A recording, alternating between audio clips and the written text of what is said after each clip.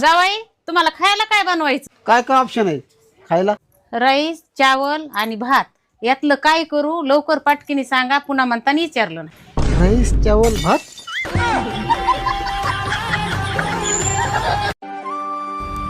अहो, बायकोच्या हक्काचं ना माहेर असतं ना सासर असतं. हक्काचा असतो तो फक्त नवरा. मग मला सांगा, बायको नवऱ्यासोबत नाही भांडणार तर मग कुणासोबत भांडणार?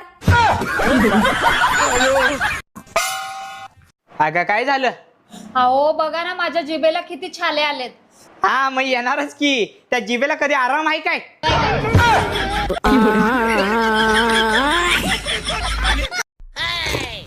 सोनुष पप्पा, हा बोल. मी लहानपणी जेव्हा एवढी एवढी असेल ना पा, एवढी अशी. हा मग एवढी एवढीच असशील ना. एवढी एवढी थोडी असणार आहे तू लहानपणी. सांग, कामाच्या मधीला गप्पा लय सुचत्या. तवा माझ्या आजीनं मला एक गोष्ट सांगितली.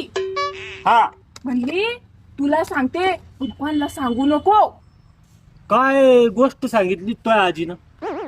आजी सांगतच सांगितलं सोनुष पप्पा. माझ्या आजीच्या हातात किती वाईट वाटत तुम्हाला सांगितलं मी आता. मग तुला विचारलं कोणा होता?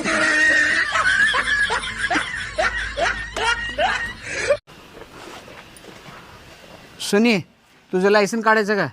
नाही हो, मला गाडी चालवता येत नाही. तोंड चालवायला येते की?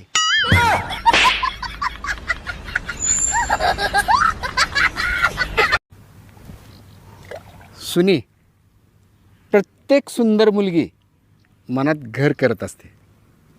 मग तुझ्या मनात गल्ली तयार झाली असेल.